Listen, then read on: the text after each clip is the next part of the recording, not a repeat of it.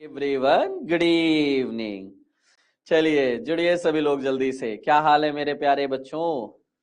हाँ हाँ हाँ हाँ हाँ हाँ। कल कल कल कल कल कल के लिए क्षमा प्रार्थी, कल के लिए क्षमा प्रार्थी।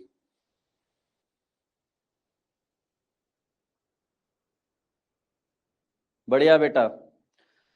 विद्युत कंटिन्यू रखो बेटा। चलिए ये बताइए, आप में से फॉर्म कितने बच्चों ने भर दिया फटाफट?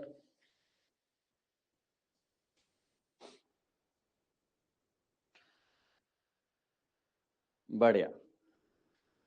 चलो चलो चलो, नहीं नहीं नहीं नहीं नहीं नहीं, मैं कहीं नहीं जा रहा हूँ, परेशान मत हो। एक्चुअली वो डीआई वाला थोड़ा सा यूपी पीएससी डीआई का वैकेंसी आई है और उसमें दिक्कत क्या है, एक्सपीरियंस मांगा है। अब उसके लिए जो डीआई वाले बच्चे हैं वो कोर्ट केस करना चाह रहे थे, तो पूरा दिन उनको बैठा के समझाया हूँ कैसे कैसे करना है। पूरी ड्राफ्टिंग बनवाया हूँ कि हाँ इस तरीके से आप कोर्ट केस करो और एक्सपीरियंस हट जाएगा। तो थोड़ा सा कल उस वजह से रह गया, बट कोई बात नहीं।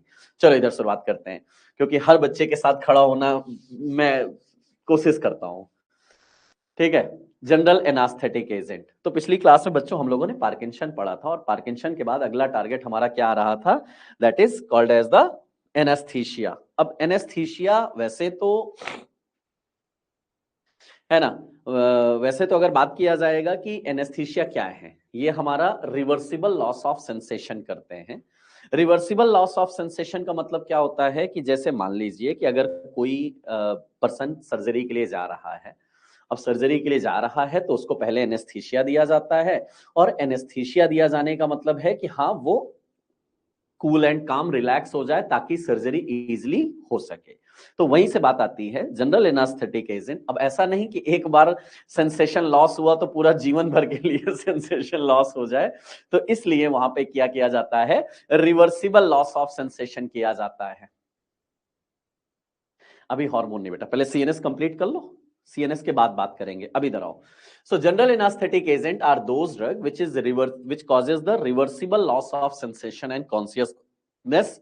साथ ही साथ पेन रिड्यूस करेंगे, एनाल्जेसिक इफेक्ट प्रोड्यूस करेंगे, एमनीसिक इफेक्ट प्रोड्यूस करेंगे, मोबिलिटी जो मूवमेंट हो रहा था मोबिलिटी को क्या करेंगे, रिड्यूस करेंगे। वही चीजें यहां पे हमारी सारी चीजें आएंगी, यानी कुछ टाइम के लिए हमारा जितना भी सेंसेशन है, कोई टच किया पता चल गया, किसी ने कुछ बोला सुनाई दे गया, किसी ने कुछ कहा तो दिखाई दे गया, ठीक है, ऐसी चीजें यहां पे सारी लॉस हो जाती हैं।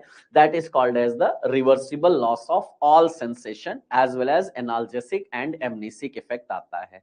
यानी ऐसा तो नहीं है कि शुरुआत में जैसे ही दिया गया वैसे ही हो जाएगा। अच्छा, एमनीशिया क्या है? Amnesia short term memory loss. जब अगर कोई पर्सन जाता है सर्जरी के लिए तो ऐसा थोड़ी ना है कि वहां पे डॉक्टर ने बोला ए सीजर लाओ, इसका पेट कट करना है, इसकी इंटेस्टाइन कट करनी है। अब वहां पे अगर तुम्हें सुनाई दे गया और तुम्हें याद है नहीं यार डॉक्टर ने बोला था मेरी इंटेस्टाइन कट गई है, नहीं याद नहीं रहेगा। मतलब उस समय जो सर्जरी के टाइम पे जो चीज हुआ वो आपको याद नहीं रहेगा, उसको बोलते हैं एमनीशिया। अब आप बोलोगे सर हमने तो डिमेंशिया पढ़ा था। नहीं, वो डिमेंशिया अलग है। That is the progressive loss of the memory, वो अलग चीज होता है, मतलब वो समय के साथ बढ़ती चली जाएगी। एमनीशिया क्या है? शॉर्ट टर्म, थोड़ी देर के लिए आपको कुछ भी याद नहीं रहेगा, मतलब उस टाइम की चीजें। आप में से कभी कोई सर्जरी के लिए गया है? ना गया हो तो अच्छी बात है, लेकिन अगर आप में से किसी ने सर्जरी के लिए गए हो तो कभी उस समय की कोई बातें याद रहती हैं कि डॉक्टर और नर्स ने मिलकर क्या ओटी में बात किया था? नहीं याद रहता है, उसी की कहानी यहाँ पे है। ठीक है, सिंपल। चलिए मैं फिर कह रहा हूं बेटा, ये डिक्शनरी वाली चीजें बंद करिए बेटा। इनके लिए थोड़ा सा ना एक डिक्शनरी खरीद के रख लीजिए फार्मेसी की, उससे कर लीजिए, मेरा थोड़ा काम आसान करिए, टाइम थोड़ा सा ना वो करिएगा। ठीक है, कौन बोला याद है? मैं डंडा लेके मारूंगा, ध्यान रखना। चलो, तो यहां पे एक वर्ड आता है that is called as the MAC। क्या कहते हैं? MAC, minimum alveolar concentration. अब देखो ये जनरल एनेस्थीसिया है, जनरल एनास्थेटिक एजेंट हैं, तो ये हमारे मेनली दो टाइप के होते हैं। एक हमारे वो आते हैं that is called as the gas और वोलेटाइल लिक्विड होंगे, गैस और वोलेटाइल लिक्विड होंगे। और दूसरे हमारे क्या होंगे? पेरेंट्रल एजेंट होंगे। पेरेंट्रल की बात बाद में करेंगे, पहले गैस और वोलेटाइल लिक्विड की बात करो। अब ये जो गैस और वोलेटाइल लिक्विड है, हो ना हो सर, अगर लिया गया है तो कहां में पहुंचेगा? भाई वोलेटाइल लिक्विड है, लंग्स में पहुंचेगा। गैस है, लंग्स में पहुंचेगा। अब लंग्स में एक एल्वेलाई में कंसंट्रेट होगा और एल्वेलाई से कहां जाएगा, ब्लड में जाएगा। तो एक मिनिमम कंसंट्रेशन तो होना चाहिए ना, कि जब उतना मिनिमम कंसंट्रेशन हमारे एल्वेलाई में अचीव होगा तभी जाके इफेक्ट प्रोड्यूस होगा। तो उसी को बोलते हैं मिनिमम एल्वेलर कंसंट्रेशन, MAC। अब यहां पे पहले ही समझ लीजिएगा, मान लीजिए दो ड्रग हैं, एक है A एक है B। एनेस्थीसिया प्रोड्यूस करने के लिए ए ड्रग को 20 mg चाहिए, मतलब मिनिमम 20 mg अगर लिया जाएगा तब वो MAC अटेंड होगा कि एनेस्थीसिया प्रोड्यूस करे। जबकि बी ड्रग को 50 mg चाहिए, मतलब जब 50 mg लिया जाएगा तब वो MAC अटेंड होगा और तब जाके पर्सन को एनेस्थीसिया इंड्यूस होगा। अब अगर मैं आपसे पूछूं, एक का डोज 20 mg है, एक का डोज 50 mg है, तो अगर मैं आपसे कहूं कि बताओ इनमें से पोटेंट कौन, तो आप सभी बोलोगे सर 20 mg पोटेंट है। बिल्कुल सर। अब MAC से अगर इसका कोरिलेशन निकालोगे तो क्या मिलेगा बेटा, शांत शुभम? ये तो आप सब बता दोगे ना सर ए वाली पोटेंट है।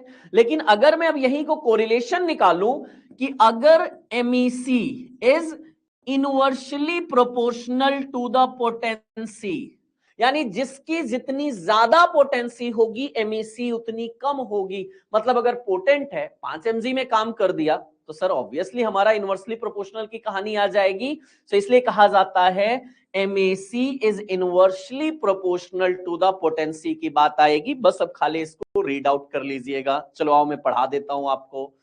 Minimum alveolar concentration or MAC is the concentration of vapor of the alveoli of the lungs, यानी जितना भी alveoli में हमारा पहुंचा, that is needed to prevent movement in 50% of the population। भैया movement reduce करना मतलब anesthesia produce करना। जरा मेरी बात ध्यान से सुनिएगा, movement reduce करना मतलब anesthetic action आया। अब अगर एक ड्रग ने 5 mg में एनेस्थीसिया प्रोड्यूस कर दिया और दूसरी ड्रग ने 10 mg में एनेस्थीसिया प्रोड्यूस कर दिया, तो पोटेंट कौन, सर 5 mg वाली पोटेंट हुई। करेक्ट है। अब यहीं पे तो I that potency of general anaesthetic depend on the MAC value, उसी पे तो डिपेंड कर रही है भाई। जो ड्रग जितना ज्यादा पोटेंट उसकी MAC उतनी कम होगी कि नहीं। अरे एक 5 mg में एनेस्थीसिया दिया, रिया सुन लो मेरा बच्चा, सुन लो मेरा बच्चा, एक ने 5 mg में इफेक्ट दे दिया तो पोटेंट तो है, मतलब हाई पोटेंट है, और हाई पोटेंट है तो MAC क्या हुआ, MAC का मतलब minimum alveolar concentration which is needed to produce the anaesthetic action in 50% of the patient. Hindi में समझाऊं, MAC का मतलब यह है मेरे गधों गधियों, जितना तुम लोग यहां प्रेजेंट हो लेकिन तुम्हारा दिमाग कितना यहां प्रेजेंट है। मिनिमम तुम्हारा वो दिमाग जितना में जो मेरी बातों को सुन के समझ सके उसे ही बोलते हैं क्या, MAC। क्या बोला गया है, सुनने की कोशिश करो, मिनिमम एल्वेलर कंसंट्रेशन, मतलब वो मिनिमम कंसंट्रेशन एल्वेलाई में जो एनास्थेटिक एक्शन दे सके उसको बोलते हैं MAC। अब 2024 का एक क्वेश्चन दिखा दूं। 2024 में क्वेश्चन यहीं पे आया था दैट MAC कॉन्सेप्ट। सर अगर आपको मेरी बात MAC inversely proportional to the potency नहीं समझ में आ रही, कोई बात नहीं, मैं आपको MAC inversely proportional to the dose लिख दूं। ये भी नहीं समझ में आ रहा, मैं ये कह सकता हूं एनेस्थेटिक एजेंट एक्शन यानी anaesthesia inversely proportional to the dose. अरे भैया जिस ड्रग की डोज जितनी कम नीड होगी वो उतनी ज्यादा पोटेंट होगी कि नहीं होगी। और मैंने पहले बोला है ये गैस और वोलेटाइल लिक्विड की बात हो रही है, ये और किसी की बात नहीं यहां पे चल रही है। खैर मैं ब्लड की बात नहीं कर रहा हूं, लंग्स में मेजर करेंगे ना, छोड़ो, फिर तुम लोग रिसर्च में घुसने की कोशिश कर देते हो। मैं तुम्हें सिंपल समझाने की कोशिश में रहता हूं। मैंने बोला अगर किसी अच्छा ये बताओ ना, कोई ड्रग अगर पोटेंट है, अब दिमाग लगा के बताना, ये एमएसी का कॉन्सेप्ट किसने दिया था? Mayor and Overton. काम की बातें तुम भुलवा दोगे और अपने फर्जी के क्वेश्चन को लेके बैठे रहोगे और फिर कहोगे सर ये चीज तो आपने नहीं बताया था। एक्स्ट्रा चीजें मेरे दिमाग से भुलवा देना तुम अपनी अंग्रेजी इसको सही करने के लिए। मेयर एंड ओवरटन साहब ने इसको दिया था, और कब दिया था? 1901 में ये कॉन्सेप्ट दिया था एमएसी का, और उन्होंने ये बोला कि MAC is inversely proportional to the potency. Simple सी बात है भाई, जिस ड्रग की डोज जितनी कम चाहिए वो उतनी पोटेंट। ये बात तो समझ में आती है। अब जो ड्रग जितनी ज्यादा पोटेंट है, एमएसी अटेंड करने के लिए उसकी डोज उतनी कम तो चाहिए भाई। उल्टा कर दो ना, उल्टा ही समझना है। डोज कम है, पोटेंट है, अब कम डोज में इफेक्ट दे दिया, एमएसी कम हो गई। सिंपल सी बात है, इसीलिए मैंने लिखा दिया MAC is inversely proportional to the potency. Sir MAC नहीं समझ में आया? अरे यार, minimum concentration required to produce the anaesthetic action by the gases and volatile liquid drug only. अब कौन कौन सी हैं sir gases and volatile liquid? जरा इधर आओ, जरा इधर आओ। पहले तुम्हें स्टेजेस बता दूं कि ठीक है सर, हमारे जो ये स्टेज होते हैं एनेस्थीसिया के, 4 स्टेज होते हैं। कौन कौन से? पहला आता है stage of analgesia, stage of analgesia, stage of delirium, stage of anaesthesia, stage of medullary paralysis. अब ये क्या मतलब है सर इनका? देखो, सबसे पहले तो जब पेशेंट को दिया जाता है एनेस्थीसिया, क्यों दिया गया है? ताकि सर्जरी के लिए जाए। अब अगर सर्जरी के लिए एनेस्थीसिया दिया गया है तो ऑब्वियस सी बात है, पहले तो उसका दर्द खत्म हो जाना चाहिए। जी सर, तो दर्द खत्म यानी एनाल्जेसिक एक्शन, थोड़ा बहुत, ज्यादा नहीं। फिर अब जब दर्द खत्म हुआ और पेशेंट जाने लग जाता है ओटी की तरफ, तो उसको क्या होता है? घबराहट होती है, बहुत ज्यादा एंजाइटी होती है, और उसके मन में बहुत सारे कंफ्यूजन होने लग जाते हैं। अरे ये क्या हो रहा है, वो क्या हो रहा है? डिलीरियम की situation, that is called as the stage of delirium. Third stage हमारा यहां पे आएगा, that is called as the stage of anaesthesia. कई बार क्वेश्चन पूछा गया है that surgery mainly performed in which phase of the anaesthesia. Answer याद रखना, हाँ यही जो सर्जिकल एनेस्थीसिया फेज होता है, इसी में हमारा सर्जरी परफॉर्म किया जाता है। और इसीलिए कभी भी एनेस्थीसिया नॉर्मल फिजिशियन नहीं देता, एनेस्थीसियोलॉजिस्ट बुलाया जाता है। और क्यों? क्योंकि अगर थोड़ा भी डोज ज्यादा हुई और मेडुलरी पैरालिसिस वाली स्टेज आ गई तो पेशेंट निकल लेता है पूरी तरह से। तो ये नहीं आना चाहिए, क्योंकि स्टेज ऑफ मेडुलरी पैरालिसिस यानी पूरी बॉडी पैरालाइज, हमारी respiratory centre paralyse, respiratory depression और पेशेंट खत्म। तो ये नहीं चाहिए, करेक्ट? तो ये 4 फेजेस आपके सामने सिंपल वे में रख देता हूं स्टेजेस। पहला है स्टेज ऑफ एनाल्जेसिया। यहां पे पेशेंट कॉन्सियस है, लेकिन थोड़ा थोड़ा ड्राउजी, थोड़ा थोड़ा सा नींद सी आने लग जाएगी, मतलब सर भारी होने लग जाएगा। स्टेज ऑफ डिलीरियम, अब यहां पे पेशेंट धीरे धीरे अपना जो कॉन्सियसनेस है वो लॉस होने लग जाएगा उसका, मतलब अब वो होश में रहना कम हो जाएगा, धीरे धीरे बेहोशी की तरफ जाएगा। यहां पे अब देखो वही कहानी है, जब अगर होश नहीं रहेगा, बेहोशी की तरफ जाएगा, तो ऑब्वियसली वहां पे क्या होने लग जाएगा? हमारी सिंपैथेटिक एक्टिविटी बढ़ जाएगी। कहने का मतलब है टेकीकार्डियल सिचुएशन आएगा, हार्ट रेट बढ़ जाएगी, हाँ बीपी बढ़ जाएगा, टेकीकार्डिया होगा, घबराहट होगी कि नहीं? तो ऑब्वियस सी बात है यार, ऑपरेशन थिएटर की तरफ जाओगे, एनेस्थीसिया लगा हुआ, तो घबराहट जरूर होगी, भागते चले जाओगे, वही घबराहट की सिचुएशन है। चलो नेक्स्ट, हार्ट रेट बढ़ गया, बीपी बढ़ गया, प्यूपिल्स डायलेट होगी, नहीं मुझे कहां नहीं जाना, मुझे प्यूपिल्स डायलेटेड सिचुएशन होगी, मसल स्टोन इंक्रीज होगी। अब अगर इस स्टेज में सर्जरी परफॉर्म की जाएगी, जरा समझो, सारी मसल्स फुल्ली कॉन्ट्रैक्टेड है, क्या सर्जरी हो सकती है? नहीं हो सकती, क्योंकि ब्रीदिंग भी यहां पे इरेगुलर है, तो इसको भी अवॉइड करते हैं।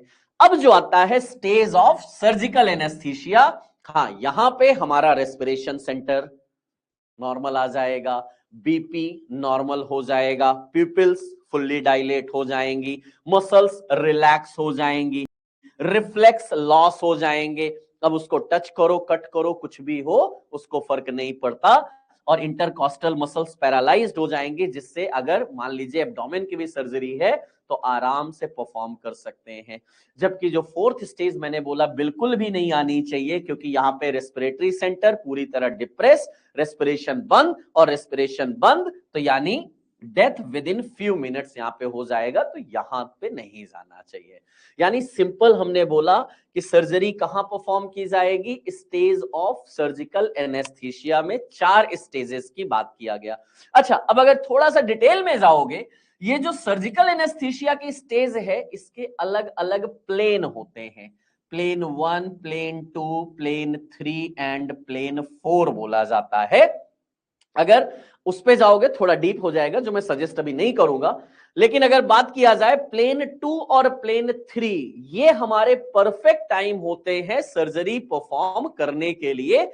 2 में कम, 3 में ज्यादा, बट 2 और 3 दोनों में हो जाएगा। अब डोज कितना देना है ये सब बेटा तुम्हारे काम से परे है, छोड़ दीजिएगा, ठीक है। हाँ बिल्कुल, फादर ऑफ एनेस्थेसियोलॉजिस्ट कौन थे, अभी नाम दिया हूं, TG Morton sir. WTG Morton sir थे इसके फादर ऑफ एनेस्थीसियोलॉजिस्ट, जिन्होंने सबसे पहले एनेस्थीसिया के बारे में बातें की और किया है। खैर, अब अगर हम इसकी ड्रग की बात करेंगे तो हमारी जो ड्रग्स हैं वो 2 क्लासेस में, हमने बोला गैस और वोलेटाइल लिक्विड, यानी इनहेलेशनल और पेरेंट्रल की बात किया गया। गैस इकलौती गैस है, लाफिंग गैस आप बोल लीजिए, नाइट्रस ऑक्साइड की बात करिएगा, ओनली गैस है। और जो वोलेटाइल लिक्विड होती है ना, वो अपना रास्ता मांगती है और क्या कहती है, ए साइड हो जाओ, हाँ जी, ए साइड हो जाओ। क्यों, वोलेटाइल लिक्विड आ रहा है, ईथर, हेलोथेन, सिवोफ्लूरेन, आइसोफ्लूरेन, डेसफ्लूरेन, इनफ्लूरेन, ए साइड हो जाओ। यहां से हमारा आ जाएगा क्या, दैट इज वोलेटाइल लिक्विड की बात किया जाएगा, हो जाएगा। आगे बात करें तो हमारा कौन सा सर, पेरेंट्रल। अब पेरेंट्रल हमारी 4 क्लासेस में आती है, यहां 3 लिखा है, मैं आपको चौथा कर दूं। WTG मॉर्टन ओपॉइड भी एक क्लास जुड़ेगी। पहला आता है इंड्यूसिंग एजेंट। इंड्यूसिंग एजेंट यानी इनका काम क्या होता है, एनेस्थीसिया इंड्यूस करना। क्या हमने अल्ट्रा शॉर्ट एक्टिंग बार्बिचरेट कहीं देखी है क्या, हाँ देखी होगी, कहीं दिख रही है क्या, मेथीहेक्सेटोन, थियोपेंटोन दिख रही है, कोई बात नहीं। सर आपको इंड्यूस कौन करता है, आपको इंड्यूस करता है अगर कहीं पे थोड़ा सा भी आपका टेम्परामेंट हाई हो जाए तो, करेक्ट है। तो सर वही टेम्परामेंट की बात हो रही है, अगर किसी ने आपके सामने टेम्परामेंट हाई किया तो आप इंड्यूस हो जाते हो। तो यहां पे हमने बोला थियोपेंटोन, मेथीहेक्सेटोन, इटोमिडेट और प्रोपोफॉल की बात किया जाएगा। ये 4 हमारी आएंगी जो इंड्यूसिंग एजेंट हैं, यानी एनेस्थीसिया इंड्यूस करती। फिर आते हैं बेंजोडाइजेपिन। अब देखो, वैसे तो आप कहोगे सर बेंजोडाइजेपिन तो प्री एनास्थेटिक मेडिकेशन के रूप में यूज होता है। सर बेंजोडाइजेपिन की बात किया जाएगा, सेडेटिव, हिप्नोटिक, एंजाइटी, कन्वल्जन सब जगह बताया था, बट एनेस्थीसिया में तो नहीं बताया था। लेकिन अगर हमारा जो सेडेटिव हिप्नोटिक अगर आपको याद हो, तो मैंने आपको एक चीज बोला था कि जब उनको डोज दिया जाता है ना, पहले सेडेशन, फिर हिप्नोसिस और फिर एनेस्थीसिया। जी हाँ, मतलब अगर डोज थोड़ा सा बढ़ाओगे तो हमारा एनेस्थीसिया भी इंड्यूस हो जाएगा। अच्छी बात यह है कि अगर बेंजोडाइजेपिन एनेस्थीसिया के रूप में लिया जा रहा है तो वहां पे हमें प्री एनास्थेटिक मेडिकेशन नहीं लेना पड़ेगा for the reduction of the anxiety. और यहां पे हम लेकिन बहुत ही मिडिल क्लास वाली ड्रग लेते हैं, ज्यादा नहीं लेते। तो मिडाजोलाम, डायजेपाम एंड लोराजेपाम की बात किया जाता है, ये हमारी यहां पे आएंगी। सिद्धांत बाबू आप कितने दिन से एक ही में लगे हो, डेक्सोमेटोमिडीन क्या लिखी है बेटा, मिडीन लिखी है ना, जरा याद करो ना, क्लोनिडीन, मिडीन, कुछ याद आए तो बताइएगा बच्चे। चलो नेक्स्ट, डिसोसिएटिव एनेस्थीसिया, कई बार पूछा गया question, ketamine that is dissociative anaesthesia. Dissociative anaesthesia क्यों बोलते हैं अभी उसके बारे में बाद में बात करेंगे, बट एक चीज जरूर याद रखिएगा सर, डिसोसिएटिव एनेस्थीसिया इकलौती ड्रग हमारी कीटामिन है, और ये जो कीटामिन है ये एनएमडीए रिसेप्टर एंटागोनिस्ट, अभी पिछली क्लास में भी आपको एक एमेंटाडिन बताया था एनएमडीए एंटागोनिस्ट, आज दूसरी आ रही है एनएमडीए एंटागोनिस्ट, वो भी याद रखना। और ओपॉइड वाले क्लास में आपको फेंटेनिल एंड रेमीफेंटेनिल ध्यान देना है, ये दो ड्रग हमारी आती है ओपॉइड एनास्थेटिक एजेंट के रूप में। खैर एक एक करके बात करें। वैसे अगर गैस और वोलेटाइल लिक्विड मेनली अगर मैं बात करूं, इनको एक टेबल में समराइज कर दिया जाए तो ज्यादा अच्छा है। कौन कौन से? गैस, ईथर मतलब नाइट्रस ऑक्साइड, ईथर, हैलोथेन। इनका मेनली क्वेश्चन देखो बहुत रेयर क्वेश्चन आता है, लेकिन एक ही चीज से आता है कि किसकी हमारी एनास्थेटिक पोटेंसी ज्यादा है और कौन सी हमारी ऐसी है जो इन्फ्लामेबल होती है। तो अगर ये टेबल आप देखोगे ना तो आपको लगता है कि सारी चीजें याद आ जाएंगी। वैसे ये किसकी फोटो है मुझे नहीं पता है, लेकिन है आप ही में से किसी क्लास के बच्चे की, वो बताना जरूर। चलो अब देखो, अगर ईथर की बात करेंगे, ईथर सब लोग जानते हो डाइथाइल ईथर, उसी की बात हो रही है। ईथर वोलेटाइल लिक्विड है जी सर। अगर बात किया जाएगा इन्फ्लामेबल है, अब अगर आपको भी पता है इन्फ्लामेबल है यानी एक्सप्लोजिव है, आग लगा सकती है, तो क्या इसको लेना सही है? यहीं से इसकी लिमिटेशन शुरू हो जाती है। फिर आप बोलोगे सर लेना नहीं सही है, तो काहे के लिए यहां बताई गई है? देखो एनेस्थीसिया प्रोड्यूस करती है इसलिए बताया गया है, ठीक है। तो that's why this is highly explosive होती है, इन्फ्लामेबल होती है। जी हाँ, उसकी बात करेंगे। हाँ जी, पोटेंट एनास्थेटिक। अब एक इसका देखो, एक तो हमने निगेटिव पॉइंट देखा, दूसरा अच्छा पॉइंट देख लो। Sir sir potency, anaesthetic potency अच्छी है, बस प्रॉब्लम क्या है? इन्फ्लामेबल है और एक्सप्लोजिव है, इसलिए। इवन एनाल्जेसिक प्रॉपर्टी भी अच्छी है, एनास्थेटिक प्रॉपर्टी भी अच्छी है, हिपेटोटॉक्सिसिटी भी नहीं करता है, बट प्रॉब्लम क्या है? अब गैस और वोलेटाइल लिक्विड है, वोलेटाइल लिक्विड है तो ब्रोंकाई से जाएगा, इरिटेशन कॉज कराएगा, अस्थमा के पेशेंट को नहीं दिया जा सकता है, साथ ही साथ इन्फ्लामेबल है, तो कोशिश किया गया कि कम यूज किया जाए, थोड़ा सा लिमिट कर दिया गया। फिर हैलोथेन भाई साहब आए, हैलोथेन चलो वो प्रॉब्लम खत्म कर दी गई, जो यहां इन्फ्लामेबल वाली कहानी थी वो खत्म हो गई, non irritating, non inflammable, potency of anaesthetic भी ठीक है, एनाल्जेसिक कम है, चला लिया जाता, बट नहीं चल पाया। क्यों? H for halothane, H for hepatotoxic, ये इतनी ज्यादा हिपैटोटॉक्सिक है कि यूज इसका लिमिट कर दिया गया, ना के बराबर यूज। और हाँ, यहां पे हमने बोला था इरिटेशन कॉज करता है, अब इरिटेशन कॉज करता है तो अस्थमा के पेशेंट को नहीं दिया जाएगा, क्योंकि ब्रोंकाई में इरिटेशन मतलब म्यूकस प्रोडक्शन यानी हमारी शॉर्टनेस ऑफ ब्रीथ, ये नहीं कर रही है सर। तो अस्थमा के पेशेंट के लिए हम इसको प्रिफर कर सकते हैं, जी हाँ, अस्थमा के पेशेंट में ये प्रिफर्ड है, लेकिन प्रॉब्लम लिखा हुआ है हिपैटोटॉक्सिसिटी, तो नहीं जाएगा, ठीक है।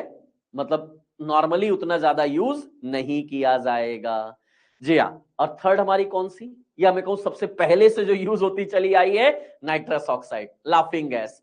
कम डोज में लाफिंग गैस का काम करेगी, डोज बढ़ा दिया जाएगा एनेस्थीसिया प्रोड्यूस करेगी, बाकी सब अच्छी चीज है, नॉन इरिटेटिंग है, नॉन इन्फ्लामेबल है, एनास्थेटिक प्रॉपर्टी कम है।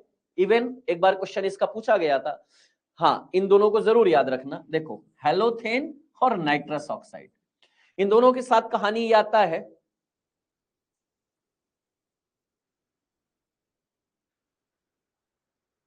हाँ जी सर, नाइट्रस ऑक्साइड की पोटेंसी, ध्यान से सुनिएगा, नाइट्रस ऑक्साइड की पोटेंसी सबसे कम होती है, इसकी एमएसी वैल्यू बहुत ज्यादा होगी, और जबकि हैलोथेन की पोटेंसी काफी अच्छी होती है, सबसे अच्छी मानी जाती है, 0.75 के अराउंड आती है, ये 105 के अराउंड आती है। तो चलिए खैर, तो हमने वही बात किया कि अच्छाइयां जहां थी बट उतना ज्यादा नहीं, लेकिन काम की चीज। अगर पूछा जाए कौन सा वोलेटाइल लिक्विड इन्फ्लामेबल है, ये है। हिपैटोटॉक्सिसिटी यहां नोट कराया, पुअर एनास्थेटिक यहां नोट कराया, इसका मतलब यह है कि उसकी एमएसी गड़बड़ है, 105 से ज्यादा है तो पोटेंट नहीं है, लेस पोटेंट आती है। हाँ वही लाफिंग गैस की बात चल रही है। चलो अब एक बार रीड आउट कर लीजिएगा।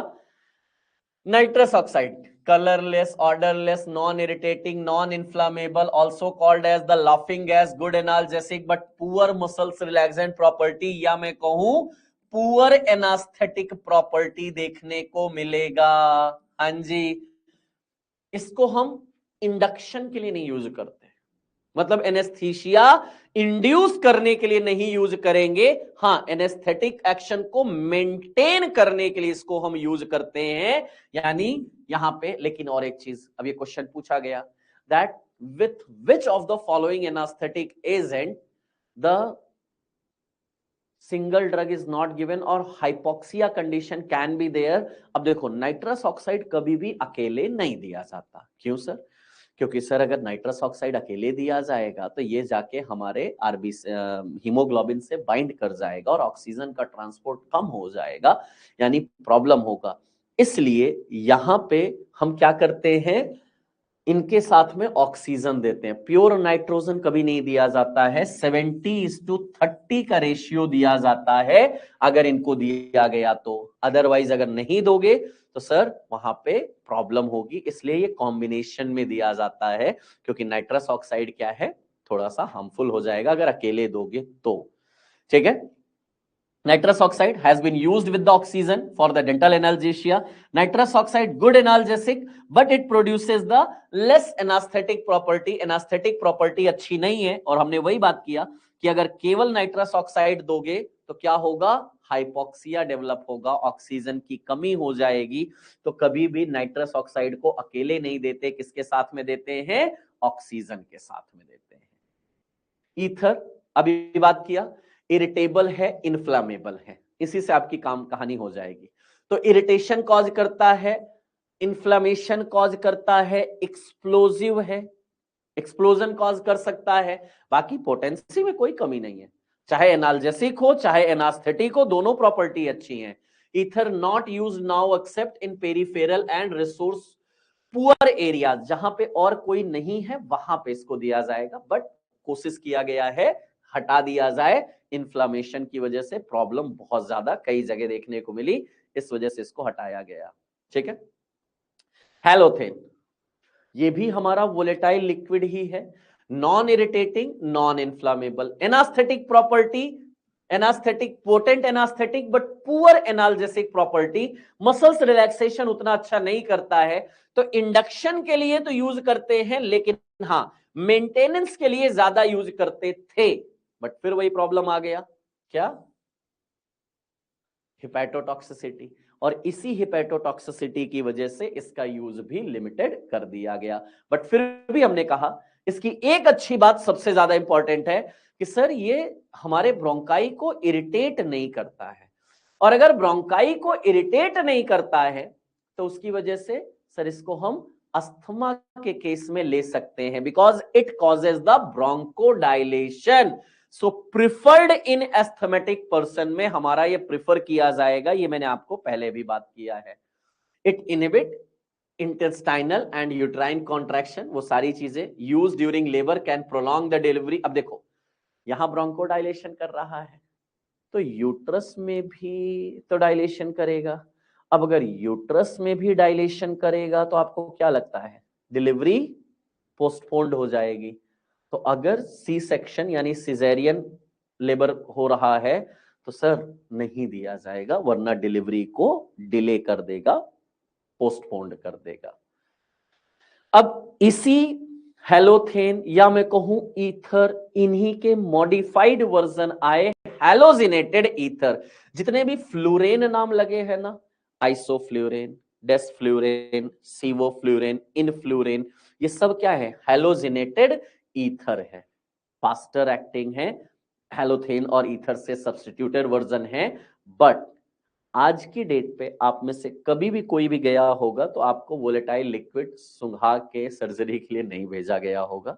ये पहले ठीक ठाक यूज होती थी, बट आज की डेट पे हमारे पास पेरेंट्रल है जिनका यूज सबसे ज्यादा होता है, और पेरेंट्रल में भी सबसे ज्यादा यूज होने वाले बेंजोडाइजेपिन डेरिवेटिव या मैं कहूं कीटामिन डिसोसिएटिव एनेस्थेटिक एजेंट सबसे ज्यादा यूज किए जाते हैं आज की डेट पे। करेक्ट? तो पेरेंटल की बात किया जाए, पेरेंटल हमने 4 क्लासेस में देखा, एक तो इंड्यूसिंग एजेंट आया, एक बेंजोडाइजेपिन डेरिवेटिव आया, एक डिसोसिएटिव एनेस्थीसिया आया और एक हमारा ओपाइड डेरिवेटिव आया। हाँ, ओपाइड एनास्थेटिक एजेंट उस केस के लिए सबसे अच्छे है जहां पे हैवी पेन है, सीवियर पेन है, वहां पे उसका यूज काफी अच्छे से किया जाता है। करेक्ट है। चलिए देखो, वो जो आप लोग समझ रहे हो ना सर, क्लोरोफॉर्म सुंघा के खिला, मतलब स्मेल करा के लूट लेते हैं, ये कर लेते हैं, वो कर लेते हैं, हाँ उसको जाने दीजिएगा। सर डिलीवरी टाइम ओटी में इफ पेशेंट के बॉडी में स्वेलिंग आ जाती है तो सर्जरी के बाद क्यों करते हैं डॉक्टर? बेटा रश्मि, फिर मैं कह रहा हूं उधर मत जाओ, इतना टाइम नहीं। Sir poor anaesthetic action in nitrous oxide respectively to others, obviously बेटा पहले ही हमने बोला है कि बाकी तीनों के कंपैरिजन में सबसे पुअर एनास्थेटिक होता है, इसीलिए तो हमने बोला ना उसकी एमएसी वैल्यू 105 होती है और हेलोथेन सबसे पोटेंट है, तो हेलोथेन फिर ईथर फिर नाइट्रस ऑक्साइड। ठीक है, नाइट्रस ऑक्साइड इवन सबसे कम पोटेंट है जितने भी इस क्लास में आपने पढ़ा।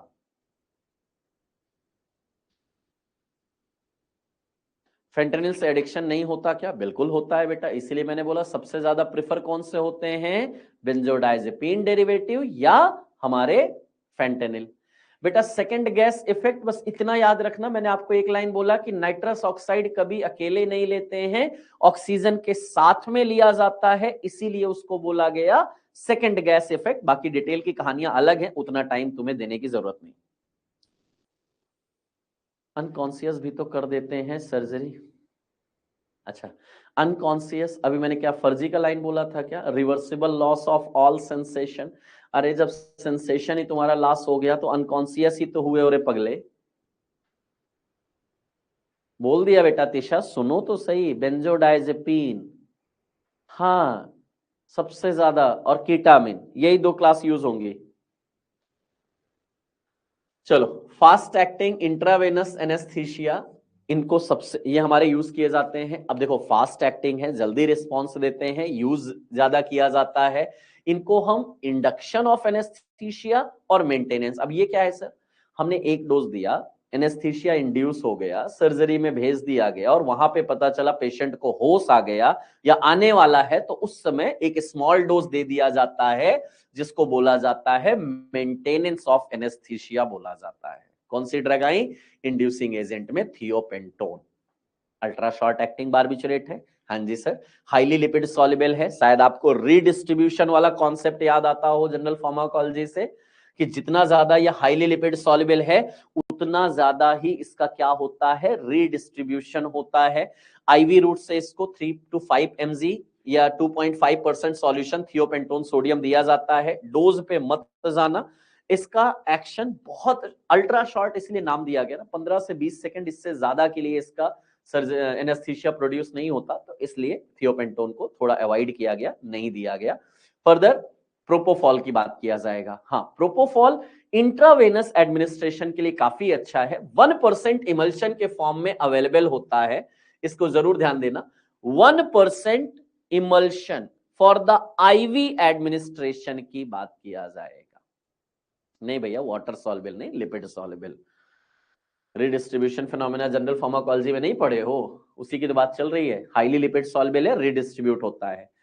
Propofol commonly used popular rapidly acting anaesthetic agent होता है। अगर मेजर इसका एक्शन देखा जाए तो लगभग 1 मिनट का, 45 सेकंड से 1 मिनट के आसपास का इसका ड्यूरेशन होता है। बट प्रोपोफॉल सर फास्फोरस है तो एलर्जिक रिएक्शन प्रोड्यूस करता है। करेक्ट कर लो बेटा, लिपिड सॉल्युबल होता है, एलर्जिक रिएक्शन प्रोड्यूस करता है, बट अच्छा है।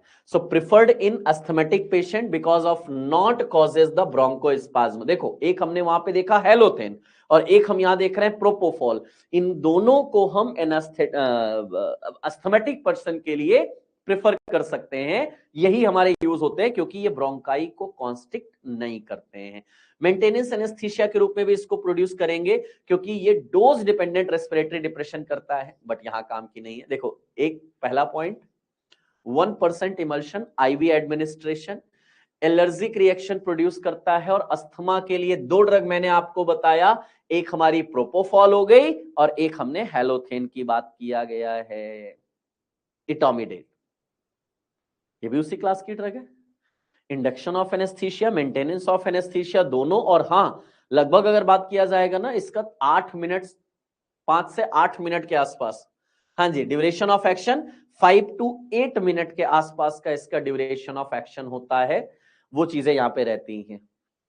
हाँ जी, प्रोपोफॉल की बात एक चीज और याद रखना, ये 1% मैंने क्यों बोला है, इसका यूज किया जाता है सबसे ज्यादा for the day care surgery. नाम सुना है कभी? डे केयर सर्जरी के लिए प्रोपोफॉल का यूज काफी अच्छा किया जाता है। अब डे केयर मींस कुछ ऐसे सर्जरी होती हैं, कुछ ऐसी सर्जरी होती हैं जो मॉर्निंग, जैसे कैटरैक्ट वगैरह की बात करो, मॉर्निंग में पेशेंट आया, सर्जरी हुई, ठीक, और शाम तक डिस्चार्ज कर दिया गया, तो उसको हम बोलते हैं day care surgery. 1 day surgery ना बोल के उसको बोला गया डे केयर सर्जरी। जो भी हल्की फुल्की सर्जरी है, माइन्यूट सी है, माइनर है, उनके लिए इसको यूज कर देते हैं, ठीक है। हाँ जी, बेंजोडाइजेपिन मैंने बोला सबसे ज्यादा यूज होता है। अब इसके लिए कुछ अलग से तुम्हें जानने की जरूरत नहीं, क्योंकि सब इसकी कहानियां तुम्हें पता है कि सर इतने कम टाइम में सर्जरी कैसे कैरी आउट होगा। तुम खाली इतना सुनो, हाँ डे केयर सर्जरी मतलब जो एक दिन में सर्जरी करके जिसको डिस्चार्ज कर देते हैं। बेटा कैटरैक्ट वगैरह की सर्जरी में लेंस वाला जब एक्सचेंज होता है तो उसमें टाइम नहीं लगता है, परेशान मत हो, इधर ही रहो। एक्सक्रीशन होगा ना किडनी से, बहुत होता है बेटा, इतना काफी है सर्जरी के लिए। सर ये सिंपैथेटिक आउटफ्लो कैसे इंक्रीज करेंगे? ना तो तुमने दिमाग खोला, ना कान खोला, ना सुनने की कोशिश किया। भाई जब तुम्हें इंजेक्शन लगा के एनेस्थीसिया दे के कहेंगे ऐसा है, इसको लिटा के स्ट्रेचर में यहां से वहां तक ले जाओ, ऑपरेशन थिएटर के पास ले जाओ, अपने आप तुम्हारा सिंपैथेटिक आउटफ्लो बढ़ जाएगा, कुछ कहने की जरूरत ही नहीं है। टैकीकार्डिया अभी बताया ना, स्टेज ऑफ डिलीरियम, वहां पे क्या हो रहा है, हार्ट रेट बढ़ रहा है, बीपी बढ़ रहा है, टैकीकार्डिया हो रहा है। अब तुम कह रहे हो सर सिंपैथेटिक आउटफ्लो कैसे बढ़ाएंगे? सर स्टिमुलाई ही तो है। अब ट्रिपल एफ कंडीशन से ही देखोगे तो कहीं ना कहीं जुड़ा हुआ मिल जाएगा ना, तो क्यों अलग कर रहे हो? हाँ जी,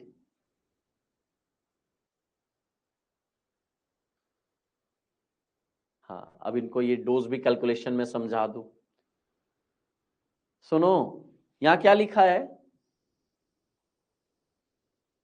ये 0.2 mg नहीं दिया जाएगा, 0.2 to 0.3 mg पर केजी। अब अगर एक नॉर्मल एडल्ट का वेट है 70 केजी, तो मल्टीप्लाई कर दीजिए, यानी यहां पे हमें कितना देखने को मिलेगा, 14 mg के आसपास हमें देखने को मिलेगा। ये तो आपको समझ में आ रहा है ना, 14 mg डोज दिया जाएगा। ये mg पर केजी कहीं लिखा जाए, इसका मतलब है 1 केजी को इतना दिया जाएगा, और उसके अकॉर्डिंग जितना वेट होगा उसको कैलकुलेट कर लिया जाएगा। ये होता है mg पर केजी की कहानी। चल समय बचाओ बच्चों, फिर कह रहा हूं बार बार, प्रोड्यूसेस सेडेशन, एमनीशिया जो शुरू में बताया, then unconsciousness for the 5 to 10 minutes, 5 से 10 मिनट में एनेस्थीसिया प्रोड्यूस हो जाता है, और लगभग अगर डोज सही है तो इससे हमें 20 से 25 मिनट तक एनेस्थीसिया का एक्शन देखने को मिल जाता है।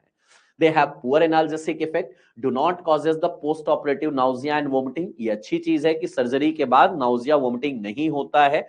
इनको हम खास तौर पर endoscopic, cardiac catheterisation, angiography, conscious sedating during local and regional anaesthesia, fracture setting, इसी मतलब इन सब में इसका यूज करते हैं। मैं बिल्कुल नहीं कहूंगा कि तुम्हें ये सब रटना है, बस खाली हाँ मैंने इसीलिए बोला कि बेंजोडाइजेपिन डेरिवेटिव जो हमने एमडीएल की बात किया है, उनको हम बहुत सारे एनेस्थीसिया के केसेस में यूज करते हैं। बट आज की डेट पे सबसे प्रिफर्ड आप मेरे से पूछो तो कीटामिन। डिसोसिएटिव एनेस्थीसिया, जो कि क्या है सर, ये एनएमडीए रिसेप्टर एंटागोनिस्ट है, जो ग्लूटामेट रिसेप्टर है ना एनएमडीए, उसका एंटागोनिस्ट है। अच्छा, डिसोसिएटिव क्यों बोला गया है ये समझना। डिसोसिएटिव मतलब जैसे जैसे डोज घटना शुरू होगा, मतलब एलिमिनेशन एक्सक्रीशन होने लग जाएगा। अब एलिमिनेशन एक्सक्रीशन होने लग जाएगा तो उसकी वजह से क्या होगा सर, धीरे धीरे पेशेंट को चीजें याद होनी शुरू हो जाएंगी। डिसोसिएशन, जैसे जैसे ड्रग का डिसोसिएशन होगा हमारी याददाश्त अच्छी होती चली जाएगी। डिसोसिएटिव एमनेसिक एक्शन हमारा एनाल्जेसिक एक्शन से पहले रिकवर होगा, ये होगा। It produce dissociative anaesthesia which is characterised by sedation, amnesia mark by the analgesic action की बात हो जाएगी। हाँ जी, different from other anaesthetic inducing agent is that it's significant analgesic, इसकी एनाल्जेसिक एक्शन बेंजोडाइजेपिन से ज्यादा है। एनास्थेटिक एक्शन, और हाँ एक चीज और बोला जाता है, इसको भी मैंने आपके कई बार बोला होगा कि सर अगर बात किया जाएगा कीटामिन की एनास्थेटिक प्रॉपर्टी तो अच्छी है ही है, साथ ही साथ इसकी एनाल्जेसिक प्रॉपर्टी भी अच्छी है, but it can be dangerous for the heart patient. अगर कोई हाइपरटेंसिव पेशेंट है, हार्ट डिजीज का पेशेंट है, इस्कीमिया है, सीएचएफ है, हार्ट के लिए ये अच्छी नहीं है। बाकी हार्ट से रिलेटेड अगर, इसीलिए आप जब जाते हो ना कोई भी सर्जरी के लिए जाता है तो डॉक्टर सबसे पहले पूछता है ये बताओ हार्ट की कोई प्रॉब्लम है, कभी सर्जरी हुई है, कुछ ऐसा हुआ है, आपसे पूछा जाता है। क्यों? क्योंकि अगर हार्ट से रिलेटेड इश्यू होगा तो कीटामिन नहीं दिया जाएगा, अवॉइड किया जाएगा। डिसोशिएटिव एनास्थेटिक मतलब सर यहां पे एमनेसिक एनाल्जेसिक एक्शन से पहले रिकवर होगा। नॉर्मली क्या होता है, याद आपको उस समय की ज्यादा बातें नहीं आती, यहां पे चांसेस है कि हमारा थोड़ी बहुत यादें जल्दी डेवलप हो जाए, जल्दी याद आ जाए, इसलिए बोला गया डिसोसिएटिव एनास्थेटिक, एमनेसिक एक्शन की वजह से इसको बोला गया है। एनाल्जेसिक और एनास्थेटिक में क्या डिफरेंस है? वाह, धन्य हो प्रभु, कहां थे आप, कहां थे नवनीत बाबू? दोनों वर्ड में तुम्हें कुछ समझ में नहीं आ रहा? हार्ट पेशेंट को कौन सी देते हैं सर? बेंजोडाइजेपिन। कोई बात नहीं, नहीं है तो सुनने में कुछ जा रहा है।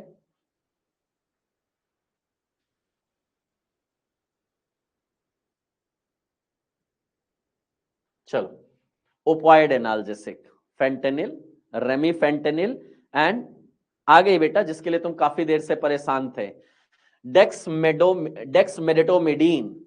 मैंने क्या बोला था? क्लोनिडीन, एप्राक्लोनिडीन, डेक्समेटोमिडीन। जरा सुनना, क्या दिख रहा है? अब अगर तुम्हें मिडीन दिख रहा है तो ऑब्वियस सी बात है अल्फा 2 एगोनिस्ट बोल दोगे। पहले यही शुरू कर रहा हूं।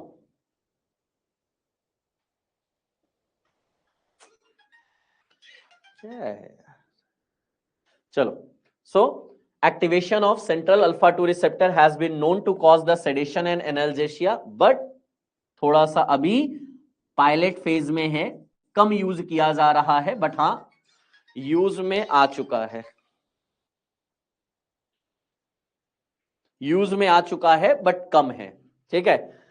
वाइल फेंटेनिल, रेमीफेंटेनिल ओपॉइड डेरिवेटिव है, ओपॉइड एनास्थेटिक एजेंट है, तो ऑब्वियस सी बात है इनकी पोटेंसी एज अ एनाल्जेसिक काफी अच्छी है, और हाँ आईवी रूट से इनको हम एनेस्थीसिया के रूप में भी देते हैं, उनकी बातें यहां पे आती हैं। और उसी फेंटेनिल की डेरिवेटिव है रेमीफेंटेनिल की बात किया जाएगा, जहां पे हमारा प्रेडिक्टेबल ड्यूरेशन ऑफ एक्शन है बट फेंटेनिल से ज्यादा है, रेमीफेंटेनिल की बात किया जाएगा। वैसे फेंटेनिल, रेमीफेंटेनिल, सुफेंटेनिल के पैचेस भी आपने सुने जरूर होंगे कि हाँ इनके पैचेस भी आते हैं जो दिए जाते हैं ट्रांसडर्मल पैचेस के फॉर्म में। बढ़िया, यहीं पे एक पॉइंट ऐड कर लेता हूं जो ऑलरेडी कई बार हमने बात कर चुके हैं, that is called as the pre anaesthetic medication. Sir labour के टाइम पे लोकल एनास्थेटिक दिया जाता है, जनरल एनास्थेटिक एजेंट नहीं दिया जाता है, ठीक है। चलो, प्री एनास्थेटिक मेडिकेशन मतलब ये वो ड्रग है जो सर्जरी के पहले दी जाती हैं, मतलब एनेस्थीसिया के पहले दी जाती हैं, जिनको हम प्री एनास्थेटिक मेडिकेशन बोलते हैं। सिंस इसका नाम ही है प्री एनास्थेटिक मेडिकेशन, तो क्यों दिए जा रहे हैं एनेस्थीसिया के पहले? 2-4 रीजन है अलग अलग। एक तो उसका ड्यूरेशन ऑफ एक्शन बढ़ाने के लिए, दूसरा सिक्रीशन घटाने के लिए। याद करिएगा ग्लाइकोपाइरुलेट के टाइम पे भी मैंने आपको ये बताया है, एड्रेनलिन के टाइम पे ड्यूरेशन ऑफ एक्शन की बात किया है, बेंजोडाइजेपिन के टाइम पे बताया एनेस्थीसिया से पहले दिया जाएगा क्योंकि हमारा एंजाइटी को रिड्यूस करने के लिए। तो वो सारी चीजें आपसे जुड़ी हुई हैं। So pre-anesthetic medication, use of drug before anesthesia to make it pleasant and safe with the high productivity, anxiety reduce करेंगी। Amnesia for the perioperative events की बात किया जाएगा, ऑपरेशन के पहले की जो यादें हैं ना उनको कम कर दिया जाए, एमनीशिया कर दिया जाए, याददाश्त उस समय ना रहे उसके लिए। Supplement analgesic action of the anaesthetic and potentiate it as the less anaesthetic is needed. अब इसको हम क्या करते हैं, ऐसे ड्रग के साथ देते हैं, ऐसा ड्रग दे देते हैं जिससे हमारा एनेस्थीसिया की डोज रिड्यूस हो जाए। खासतौर पर जैसे नाइट्रस ऑक्साइड वगैरह की बात करोगे ना, हाई डोज नीडेड है, अगर उनके साथ हम इसको दे देंगे तो कम हो जाएगा। Anti emetic effect, decrease acidity, decrease secretion, secretion घटाने के लिए, वोमिटिंग घटाने के लिए, एसिडिटी घटाने के लिए। हाँ, ये हमारे प्री एनास्थेटिक एजेंट यूज किए जाते हैं। तो कौन कौन से हमारे प्री एनास्थेटिक मेडिकेशन, यहाँ एक नजर डालो, और सब आपने लगभग कहीं ना कहीं से सुन के पढ़ के चले आ रहे हो या पढ़ लोगे। अरे रुक जाओ बेटा। हाँ, एंजाइटी को रिड्यूस करने के लिए, इसीलिए मैंने बोला था कि अगर बेंजोडाइजेपिन खुद एनास्थेटिक एजेंट के रूप में यूज किया जा रहा है तो फिर अलग से तुम्हें एंजाइटी रिड्यूस कराने की जिम्मेदारी नहीं रहेगी। सलाइवेशन सिक्रीशन घटाने के लिए एंटीकोलिनर्जिक और मेनली कौन सी, ग्लाइकोपाइरुलेट दे दीजिए। अब आपको पता है सर्जरी अगर हैवी है तो पेन ज्यादा होगा। अब पेन ज्यादा होगा तो उस pre and post operative pain को रिड्यूस करने के लिए ओपियोइड एनाल्जेसिक दिए जाएंगे, क्योंकि यहां नॉर्मल नसैट्स काम नहीं कर पाएंगे। फॉर एंटीमिटिक इफेक्ट मेटाक्लोप्रामाइड, डोमपेरिडोन दिए जाएंगे, prokinetic agent. Decrease the acidity, ranitidine S2 blocker या हमारा पीपीआई दिया जाएगा। Increase the gastric emptying time, अब गैस्ट्रिक इम्पटिंग टाइम बढ़ाना है तो प्रोकाइनेटिक एजेंट ही तो देना है। ये सारी ड्रग आपने देखी है और पढ़ी है कि कैसे कैसे हमारी ये काम करती हैं। What about lidocaine and lignocaine? बहुत बढ़िया बेटा प्रज्वल, वो जनरल एनास्थेटिक एजेंट होती हैं, ये लोकल एनास्थेटिक। बेटा तुम पहले अबरुद्दीन अपने कोर्स को कंप्लीट करो, उस पर ध्यान दो। हाइपर हाइड्रोसिस के केस में ग्लाइकोपाइरुलेट दे सकते हैं, अगर हाँ एसिडिटी ज्यादा है तो दे सकते हैं। किसको आवाज नहीं आ रही? सर बोन सर्जरी में कीटामिन ही यूज करेंगे? हाँ बिल्कुल करेंगे बेटा। अब जिस चीज को मैं एक स्लाइड स्किप किया, सब बच्चे ने उस पर टोका, लेकिन हाँ जो मैंने बताने की कोशिश किया कि पहले सुन लिया करो, जहां मैं ले जा रहा हूं मेरे साथ चल लिया करो। अब तुम उस स्लाइड पे आओ जो मैंने आपको अवॉइड कराया। इसी के पीछे परेशान हो? इसके पहले इसी के पीछे परेशान हो? अब आओ। अभी तक आपने क्या देखा? जितनी भी ड्रग आपने पढ़ी, जितनी भी ड्रग आपने समझी, इन सब में आपने देखा कि सबका काम करने का तरीका अलग अलग है। एक अपने तरीके से काम कर रही है, दूसरी अपने तरीके से काम कर रही है, बट वर्क सब कर रही है, करेक्ट है। लेकिन ये एक्चुअली क्या कर रही है? हमने बोला reversible loss of all sensation कर रही है और ब्रेन से कनेक्टेड है, इसीलिए सीएनएस में पढ़ रहे हैं, क्योंकि ये जनरल एनास्थेटिक एजेंट है। ये कोई एक जगह का सेंसेशन नहीं रिड्यूस करते लोकल एनास्थेटिक के जैसे ना, एक जगह पे नहीं, ये पूरे बॉडी के सेंसेशन को लॉस करते हैं, इसीलिए जनरल एनास्थेटिक बोले गए हैं। अब पूरे बॉडी का सेंसेशन लॉस कैसे होगा? सिंपल इसका तरीका है सर, हमारा जो ब्रेन होता है उसमें रैफे न्यूक्लियाई होते हैं। कौन होते हैं? रैफे न्यूक्लियाई, या मैं कहूं रेटिकुलेट का फॉर्मेशन होता है। हमारी जो न्यूक्लियाई है आपस में इंटरकनेक्टेड है और वहां रेटिकुलेट न्यूक्लियाई होती हैं, और ये जो रेटिकुलेट न्यूक्लियाई होती हैं वो ब्रेन से मैसेज, अच्छा एक मिनट, मैंने सपोज यहां पे हाथ रखा, मान लीजिए कैमरे के सामने रखा, अब कैमरा हॉट है तो मैं तुरंत हाथ हटाऊंगा। क्यों? आपको पता है हमारा वहां पे एक रिफ्लेक्स बनता है, सेंसेशन जाता है, सेंसरी और मोटर आता है और हाथ हटाते हैं। ये सब चीजें आप बेसिक जानते हो एनाटॉमी में। यहां पे हमारा टारगेट वही है कि जो वो रेटिकुलर फॉर्मेशन है उसी को क्या कर दिया जाए, सप्रेस कर दिया जाए।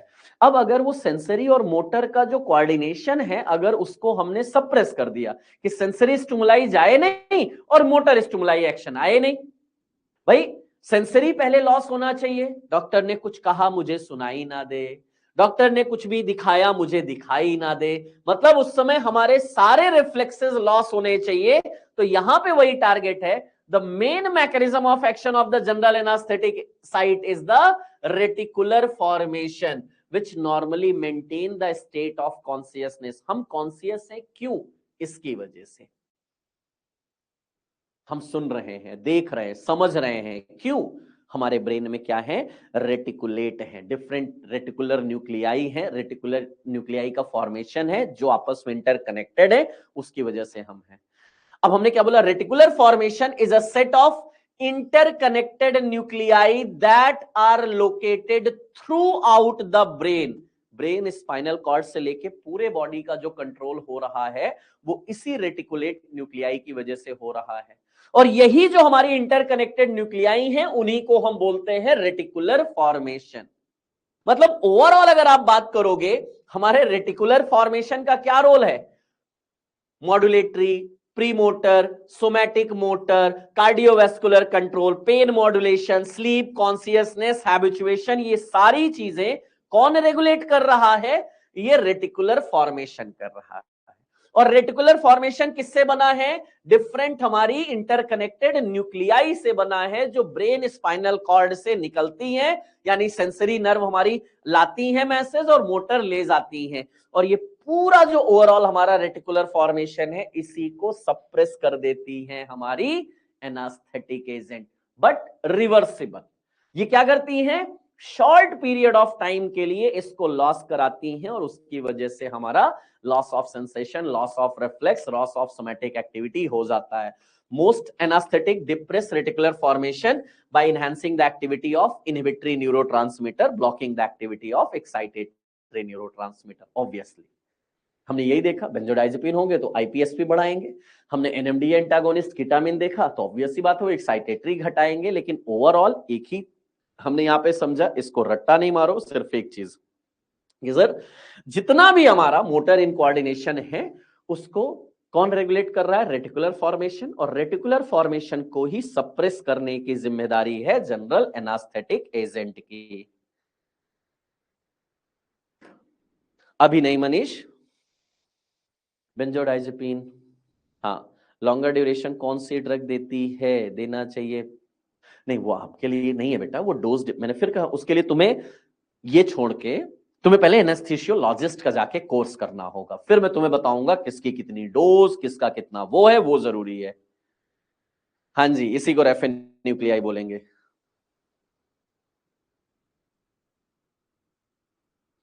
जनरल एनेस्थीसिया मॉर्फिन, हाँ सही कह रहे हो बेटा। चलिए बस इतना काफी। कल हम चलेंगे कहां पे? मंडे को कन्वल्जन यानी एपिलेप्सी, एपिलेप्सी के बाद डिप्रेशन, साइकोसिस और ओपाइड एनाल्जेसिक, 4 क्लास ऑलमोस्ट कोशिश करेंगे हम इसको कंप्लीट करेंगे। सीएनएस हमारा इस साल कंप्लीट हो जाना चाहिए, ऐसा मेरा टारगेट है, ठीक है, ताकि हम नेक्स्ट नए साल से शुरू करें, सीधे कीमोथेरेपी पे एंट्री करेंगे। हाँ जी, चलो मिलते हैं आप सभी से नेक्स्ट क्लास में। एक बार रिवीजन जरूर